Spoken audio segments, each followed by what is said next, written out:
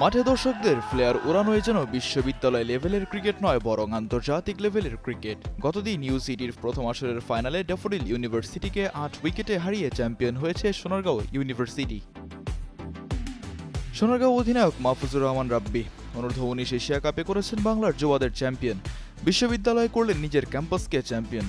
এই নিয়ে কি ভাবছেন রাব্বি? না, ওইটা তো আসলে প্রফেশনাল জায়গা, এটা আমার হচ্ছে আবেগের জায়গা। যে আমার নিজের ভার্সিটি, আমি যেখানে পড়াশোনা করি ওইখানকে রিপ্রেজেন্ট করতে পেরেছি, নেতৃত্ব দিতে পেরেছি, সামনে থেকে চ্যাম্পিয়ন হতে পেরেছি, এটা একটা অন্যরকম ফিলিংস।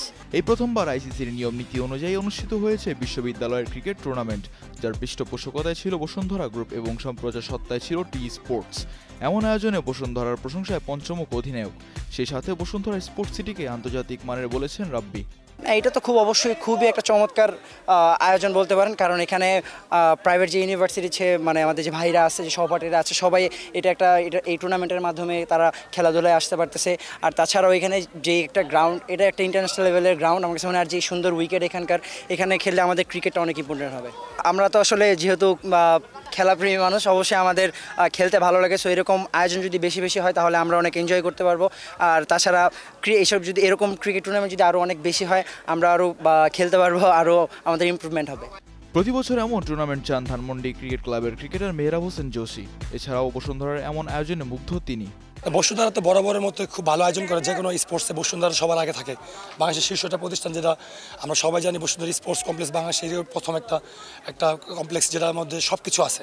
তো বসুন্ধরা বরাবরের মতো যে আয়োজন করেছে, আমি চমক হয় না আমার কাছে, কারণ এটা তো রেগুলারই করে, এটা তো রেগুলার প্রসেস না। আমরা এই টুর্নামেন্ট রেগুলার চাই। আমাদের পক্ষ থেকে আমরা এই অর্গানাইজারদের ধন্যবাদ জানাচ্ছি। এরকম সুন্দর একটা আয়োজন আমি চাইবো যে সবসময় যাতে টুর্নামেন্টটা কন্টিনিউ করে।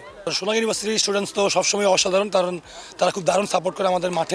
সেটা আমাদের বিগত টুর্নামেন্টগুলো আপনারা দেখেছেন, ওরা অনেক সাপোর্টিং এবং তাদেরকে আমি অনেক ধন্যবাদ জানাচ্ছি। বসুন্ধরা স্পোর্টস সিটির পিচকে মিরপুরের সাথে তুলনা দিলেন মুকিদুল ইসলাম মুগ্ধ।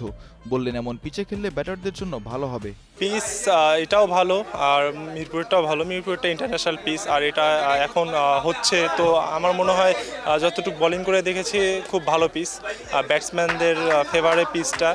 তো এইরকম পিচ থাকলে ব্যাটসম্যানদের জন্য অনেক হেল্প হয়, আর বলারদের জন্য হেল্প হয় কি, বলারদের তখন হচ্ছে স্কিলটা বাড়ে আর কি এইসব পিচে। প্রায় 6 দিনের একটি ক্রিকেট যজ্ঞের মহাসমাপ্তি ঘটল ফাইনালের মধ্য দিয়ে।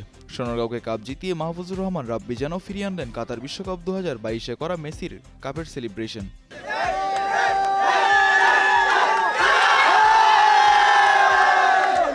মিজান রশিদ, কালোই কণ্ঠ।